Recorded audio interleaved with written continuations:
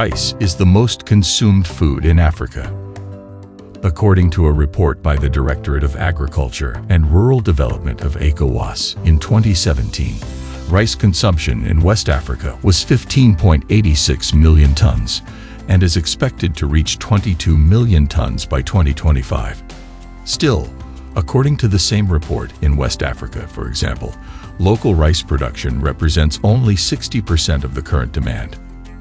To help reduce this deficit, the government of South Korea, in collaboration with the AfricaRice Center, implements the KAFACI program in 21 African member countries.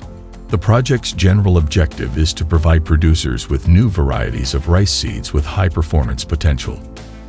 Thus, for several months, representatives of several member countries of KAFACI gathered in St. Louis, Senegal, to participate in a vast capacity-building program of technicians.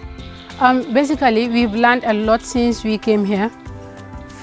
From August 1st to date, we've done so many activities, ranging from seeding, that is sowing, to seedling, to transplanting, leveling, and weeding manually, herbicide application, fertilizer application.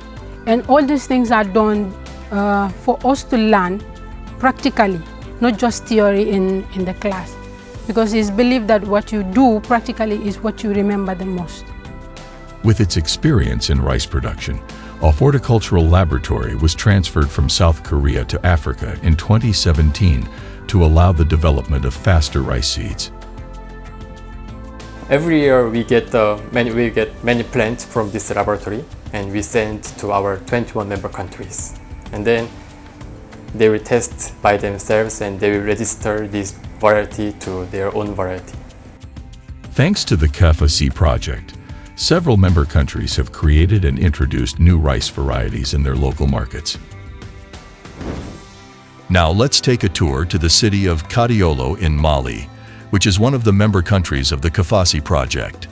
Here, a dozen varieties from Korean seeds have been tested by Yaya Keita for several years already. Donc, au malochin nous anya ye ak malochin nani besona anga zone na. Me krengana yala fla sona kateme flaka.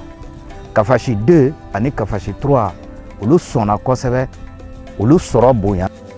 1 ni 4 pashi 1 ni 4 ka.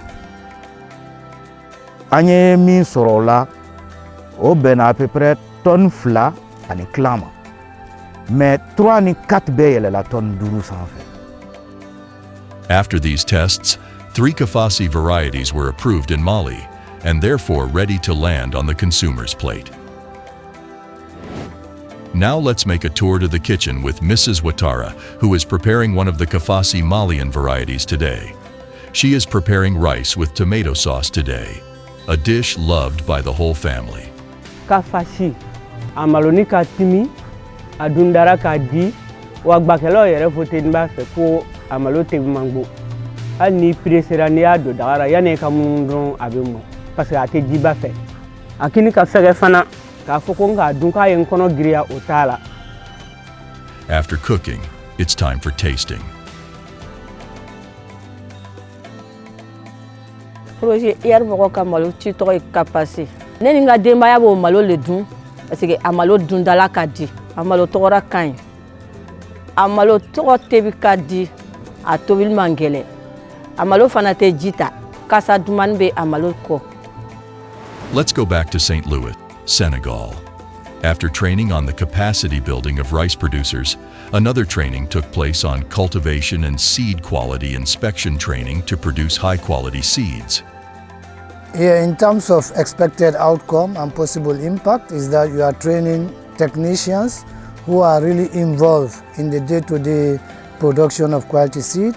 So we expect that in terms of impact, especially for the varieties that have been released by KAFACI and AfricaRice, we should be able to have good quality seed that farmers can access. And in terms of, if you take the training on marketing and management of seed enterprises, is getting this seed close to the farmers. So in the overall impact, we expect to see an increase in rice productivity in Africa, especially in the member countries that have been invited.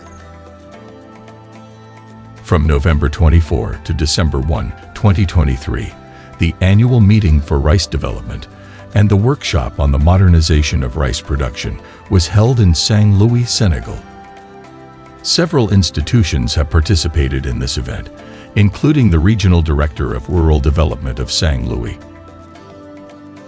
For the regional representative of AfricaRice, this collaboration with the South Korean government is of great value for its organization, which will spare no effort for pursuing and achieving objectives in developing new Korean rice seeds in Africa.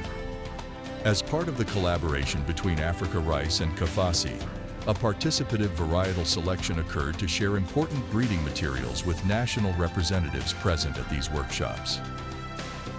This selection is very important because we have very many lines to select from, and they have taken advantage of diverse germplasm from many African countries and from Korea.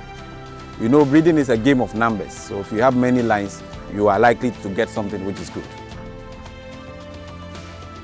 After contributing towards the selection day, I think I'm excited to take back the lines that we have selected to my home country and see how they are going to perform in our country, and to see if our farmers and consumers will like the varieties. The average rice yield in Africa is 2.1 tons per hectare, while KAFACI rice varieties produce an average of 7.2 ton per hectare under irrigation ecology. This means that the new high-yielding rice germplasm introduced from Korea has earliness varieties. They are of good quality, they are of good taste for the consumers in Africa countries, and they effectively contribute to build the revenue and resilience of the rice value chain actors while contributing to achieve rice self-sufficiency on the continent.